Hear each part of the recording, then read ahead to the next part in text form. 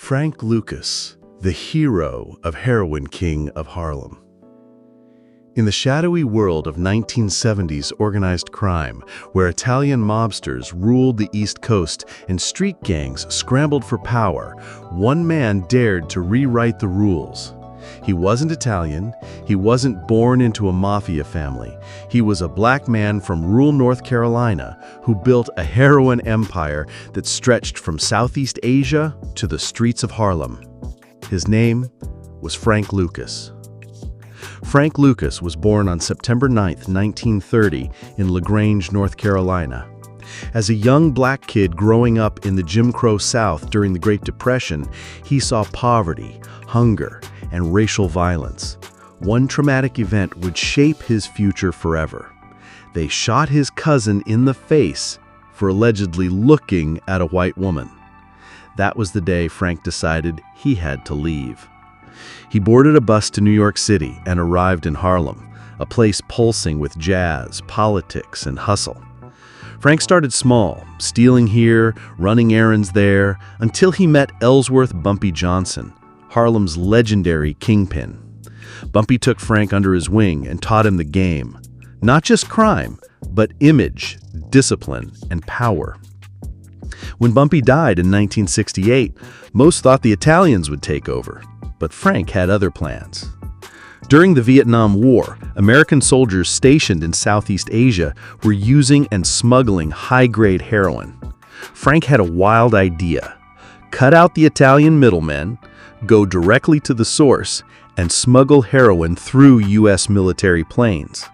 He flew to Bangkok, met a supplier known as 007, and arranged a direct deal for heroin that was 98% pure.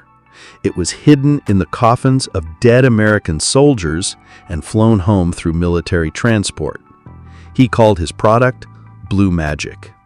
It was cheaper, pure, and stronger than anything on the market.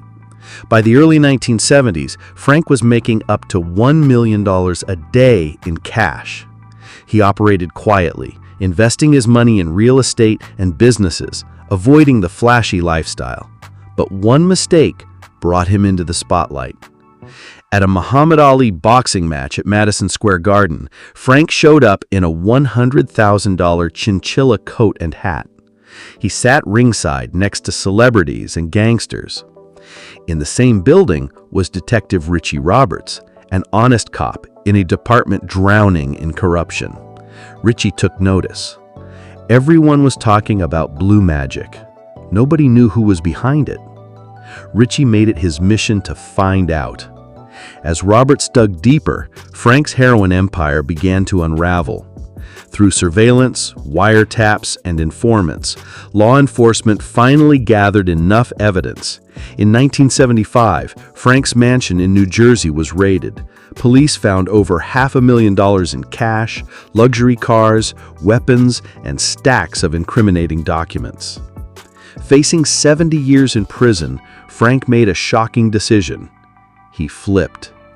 He cooperated with authorities, exposing corrupt NYPD officers, mafia connections, and even some of his own crew. His testimony led to over 100 arrests. Because of his cooperation, Frank only served 5 years in prison.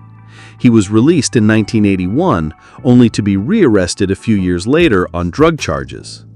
This time, he served 7 years. By the 1990s, the empire was gone.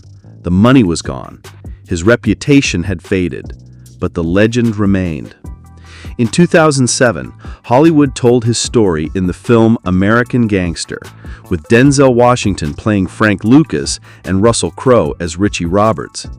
The movie captured the complexity of Frank's life, a man who was both a visionary businessman and a ruthless drug lord. A man who brought economic power to his community, but also brought addiction, destruction, and death.